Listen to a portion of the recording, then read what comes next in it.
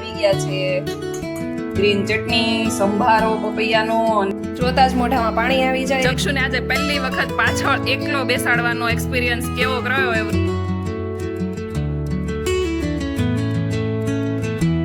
Hello friends, very good morning, જય Shri Krishna and જય Swaminarayan. Welcome back to my channel. સવારના 8:15 થઈ ગયા છે અને સૂર્યોદય સરસ મજાનો થઈ ગયો છે. જો અહીંયાથી જ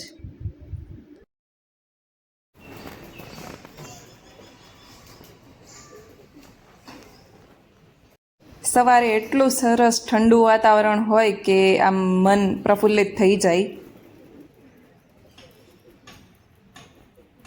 મારા પ્લાન્ટ્સ જો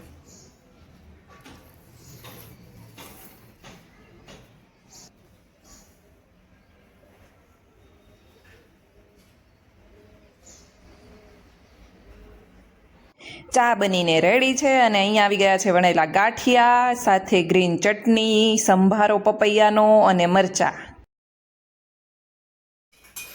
વણેલા ગાંઠિયા ઇંગ્લિશમાં શું કહેવાય? શું કહેવાય? વેનીલા ગાંઠિયા. ચાલો બધા વણેલા ગાંઠિયા ખાવા. એક દિવસ મને અને જક્ષુને કહેતા હતા મેગી રસિકો, આ જો ગાંઠિયા રસિકો.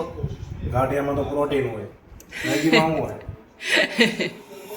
ફૂડ શો જોતા જોતા ફૂડ એન્જોય કરીએ છીએ.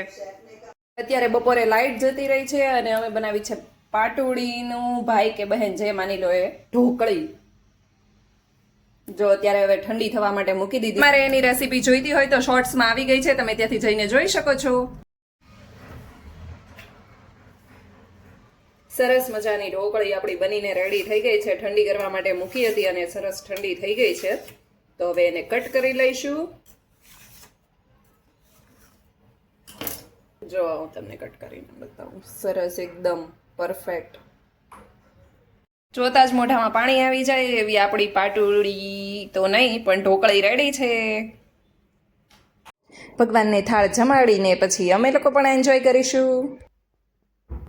6:30 થઈ ગયા છે. હમણાં થોડી વારમાં કિચનમાં જવાની છું એટલે મેં વિચાર્યું કે અત્યારે વૃષભ ને જક્ષુ બંને ગયા છે પાઉં લેવા માટે, કેમ કે અત્યારે પાઉંભાજીનો પ્રોગ્રામ છે અને પાઉંભાજીમાં બધી વેજીટેબલ પડી છે તો બાફીને બનાવી નાખીએ, કેમ કે હવે રીંગણ તો ઉનાળામાં ગરમ પડે, આમ તો ખાવાના જ હોય પણ બધું પડ્યું છે તો ભાજી કરી નાખીએ.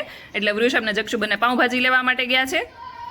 આજે હમણાં હું બાલ્કનીમાં ઊભી હતી તો જોયું કે તેલનો ડબ્બો પણ જોડે જોડે મતલબ ભંગારવાળાને ત્યાં આપવાનો હતો, એટલે વૃષભ જક્ષુને તેલના ડબ્બાને બંનેને લઈને ગયા છે. તો જક્ષુને આજે પહેલી વખત પાછળ એકલો બેસાડવાનો એક્સપિરિયન્સ કેવો રહ્યો એ વૃષભ આવે એટલે એને પૂછીશું.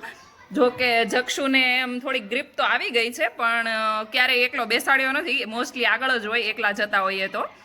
પણ આજે આગળ તેલનો ડબ્બો હતો એટલે વૃષભે પાછળ એને બેસાડ્યો છે. હવે આવે પછી ખબર કે કેમ રહ્યું હતું એ બેયનું. જો અહીંયા બધી લેડીઝ બેસી ગઈ છે ને અહીંયા છોકરાઓ બધા રમે છે. આજે વળી સિનિયર સિટીઝન, હા જો અહીંયા બેઠા છે. આ ઝાડ છે એની પાછળ બધા સિનિયર સિટીઝન બેઠા છે અને થોડા નાની એજની હોય એ બધી લેડીઝ અહીંયા બેઠી છે અને છોકરાઓ બધા અહીંયા હિંચકામાં લસરપટ્ટીમાં રમે છે. મારા બિલ્ડિંગની નીચે જ બધા સિનિયર સિટીઝન બેસતા હતા અને હું પણ જક્ષુને લઈને જતી હતી, કેમ કે અહીંયા નીચે બેઠા હોઈએ તો છોકરાઓનું ધ્યાન પણ રહે ને છોકરા થોડી વાર રમે પણ હવે આગળ બેસવા જતા રહ્યા છે.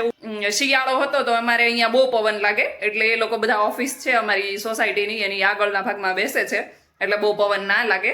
હવે મને એવું લાગે છે કે હું ધીમે ધીમે ઉનાળો આવશે એમ બધા પાછા અહીંયા શિફ્ટ થઈ જશે, કેમ કે અહીંયા બહુ સારો એવો પવન આવે એટલે બધાને બેસવાની પણ મજા આવે. હું પાઉંભાજી બનાવું ને તો આ રીતે લાલ મરચાંને પલાળી દઉં ને એની પેસ્ટ કરીને પાઉંભાજીમાં નાખું. અને આપણે લઈ લીધી છે થોડીક કસૂરી મેથી અને આમાં નાખ્યા છે બધા વેજીટેબલ્સ. એના અંદર નીચે રીંગણા અને બટેકા નાખ્યા છે, ઉપર દૂધી અને ગાજર પણ પડ્યું હતું તો ગાજર પણ એડ કરી દઈએ. અને કોબીનું કરવાના છીએ સલાડ, આના અંદર નાખવી હશે તો જોઈશું. અને બાકી ટમેટા અને કેપ્સિકમ પણ લઈ લીધા છે. પાછળ બેઠો તો બેટા? હે, પકડીને બેઠો તો પપ્પાને? તો હેન્ડ વોશ કરી લ્યો. ચલો આવી ગયા છે અમારા પાઉં, તો ચાલો ભાજી બનાવી નાખીએ. વઘાર માટે આદુ છીણી લીધું છે, અહીંયા સલાડ માટે કોબી અને ટમેટા પણ કટ કરી લીધા છે અને અહીંયા વઘારમાં ટમેટાનું પ્યુરી કરી નાખી છે અને કેપ્સિકમ લઈ લીધા છે અને અહીંયા આપણું વેજીટેબલ બફાઈ ગયું છે. આ જે મરચાં પલાળ્યા હતા એની પેસ્ટ કરી નાખી છે આ લાલ મરચાંની પેસ્ટ નાખીએ તો ચટણી નાખવાની કે બીજી કોઈ પણ તીખાશ નાખવાની જરૂર નથી પડતી અને એ ઓલરેડી રેડ હોય એટલે ભાજીની અંદર સારો એવો રેડ કલર આવી જાય છે. અને આ વખતે મેં ફર્સ્ટ ટાઈમ ટમેટાની પ્યુરી કરીને નાખી છે, બાકી તો હું ટમેટાને કટ કરીને જ નાખું છું. આ રીતે ભાજીમાં સાતળેલા પાઉં કોને ભાવે છે મારી જેમ એ કોમેન્ટ કરીને કહેજો. તો અહીંયા મારી ભાજી, પાઉં અને પાપડ, સેલડ અને છાશ બધું જ રેડી છે અને જક્ષુ પણ ખાવા માટે બેસી ગયો છે. ભાજી કેવી લાગી હતી બેટુ? કેવી લાગી? યમ. કેટલી બધી યમી યમી લાગી.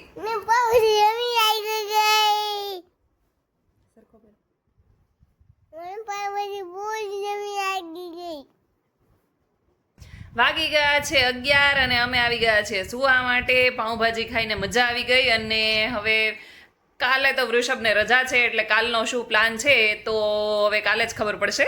અને આજ માટે બસ આટલું જ. કાલે મળીએ ફરી એક નવા વ્લોગની સાથે. ત્યાં સુધી ગુડ નાઇટ, જય શ્રી કૃષ્ણ એન્ડ જય સ્વામિનારાયણ. Bye bye. તમે મારી ચેનલ ઉપર નવા હોય તો ચેનલને સબસ્ક્રાઇબ કરવાનું ભૂલતા